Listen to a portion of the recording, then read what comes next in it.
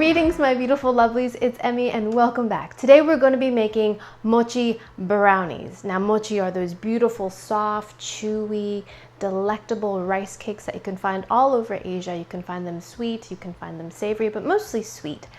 Today I'm going to be combining that with one of my just ultimate favorite desserts in general, which are brownies. About 3 years ago I made mochi brownies, but those were just brownies that were made with mochiko flour, which is rice flour, in substitution, which yields a more kind of fudgy textured brownie. But today we're going to be doing something a little bit different. We're actually going to be embedding the chewy, gooey white rice cakes into our brownies. So I have lovely Jackie Rose to thank for inspiration for this recipe. She DM'd me with a video link, which I will include down below, by Rose Austin C. For the mochi portion of this recipe, I'm going to be using Cooking with Dog's recipe. If you don't know Cooking with Dog, they're one of the first YouTube channels I ever subscribed to back when YouTube was completely different and there are hardly any cooking channels, but Cooking with Dog had well-tested standby Japanese cooking recipes, and Chef would cook with Francis. It was just back in the day.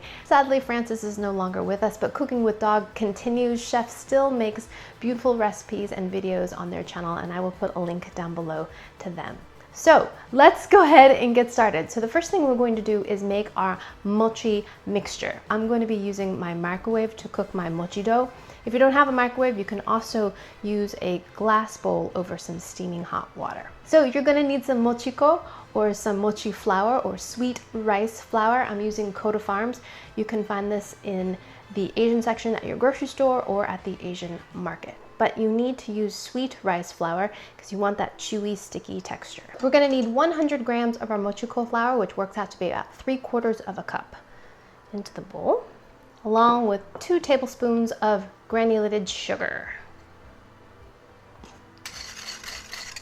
And now we're going to add 160 milliliters of water, or 2/3 of a cup, right to there. Now use a little bit of water to brush the sides of the bowl, and that will help it not stick to the edges so much. Now we're going to take some plastic wrap. Does your plastic wrap do this? Mine does. Cover this kind of gently, not too tightly. And now in a 600 watt oven, we're going to microwave this for 2 minutes. So if the wattage of your microwave oven is higher, either reduce the power or reduce the cooking time. Let's check on the mochi. Now this is going to be hot. Okay, remove the plastic wrap, and we're going to dampen our spatula here and just scraping down. Ooh, look at this. See how it's changed in texture? Look. So mochi is traditionally eaten in Japan, also in China, around the New Year. And it is made from pounded sweet rice, which has this marvelous sticky texture to it. So, but we're using rice flour. It's a little bit of a shortcut. Dampen the sides of the bowl again, and we're going to microwave it for 1 more minute.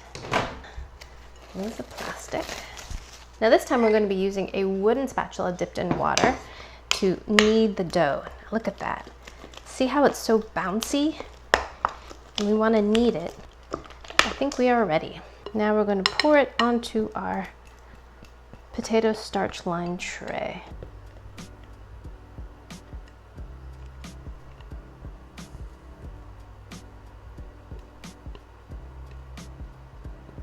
Okay.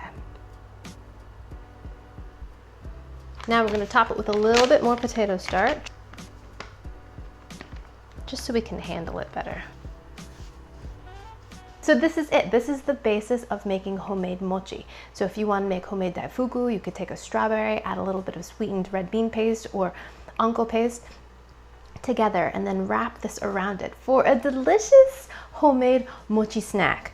Using my little spatula here, I'm cutting this into 9 pieces as evenly as possible, and I'm going to go ahead and shape them into balls. Now for the brownie portion of this recipe, I'm just going to be using a box brownie mix. We just made homemade mochi after all. We don't want to spend all that much time making this, so let's just make things simpler by using a box brownie mix. This is what Rose Austin C uses in her recipe, so that's good enough for me. Here we go. Ooh, I could have used a larger bowl, but I just, you know, pretend I did that in the big bowl. Okay, good. In a large bowl, add your brownie mix, oil, 1 egg, water. Mix that together. Ooh, I'm gonna use this. This is my Danish whisk. This is perfect for a recipe like this because we've got big old chocolate chips in there. And this whisk, those little whiskers, a little too tight together. Plus, we don't want to overmix our brownie mixture. Danish whisk.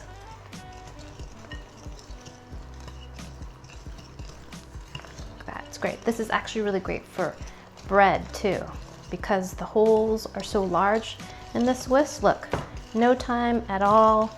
It mixes it together. We're not over mixing. There we have it.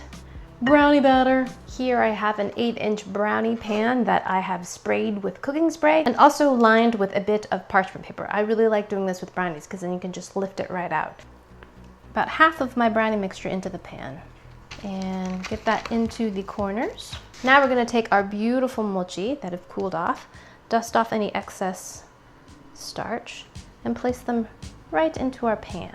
These are a little large. I'm going to pinch these a little bit smaller. Make them a little bit more bite-sized.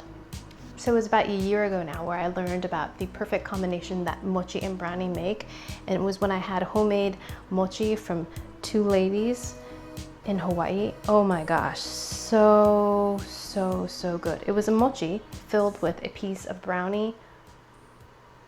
So good. If this works out, I might have to attempt that. So I'm convinced a big part of being successful in the kitchen is being adaptable and making adjustments. So I made a batch of mochi, but it looked like it was going to be too much. But then part of me says, oh, don't waste it, just use all of it.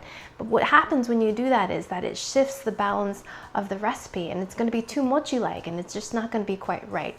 So it's all about balance. I can still use this leftover mochi dough for another recipe, but it's important to maintain the balance of this recipe. So now we're going to take the rest of our batter and cover our mochi balls. Kind of press the mochi down and to ensure that the mochi is covered with the brownie batter. Neighbor's dog is being rowdy. Okay. Alrighty, that's pretty beautiful. Now we're going to pop this into a preheated 325-degree oven and bake it according to package directions. And then we're going to let this cool completely before we cut into them and eat our mochi brownies. Alrighty, I'll see you in a little bit. The brownies are complete. They smell divine. These have been cooling and now I'm ready to cut them and to taste them. Isn't that great? Comes out beautifully. So I made 9 mochis, so we could cut these into 9 brownie squares. Oh, look at that. Ooh, that looks beautiful.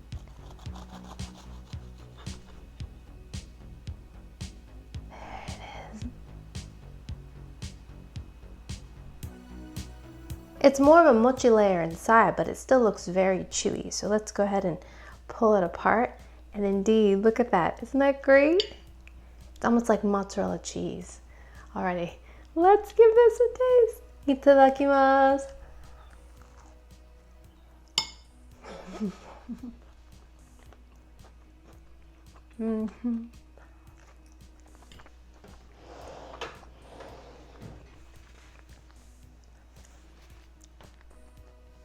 It's great.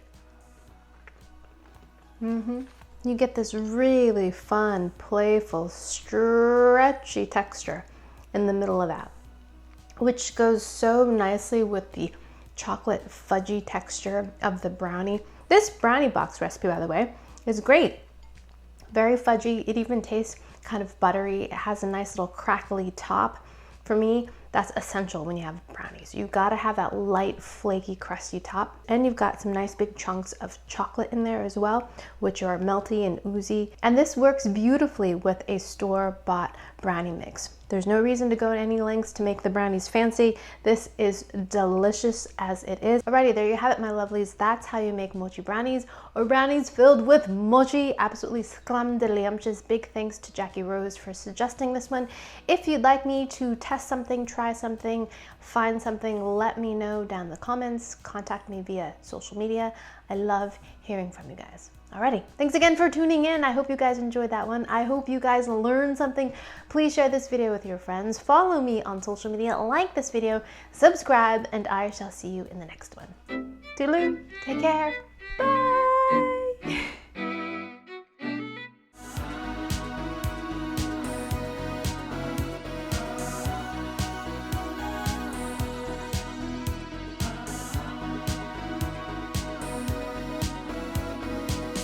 If not the most favorite chocolate dessert, just come.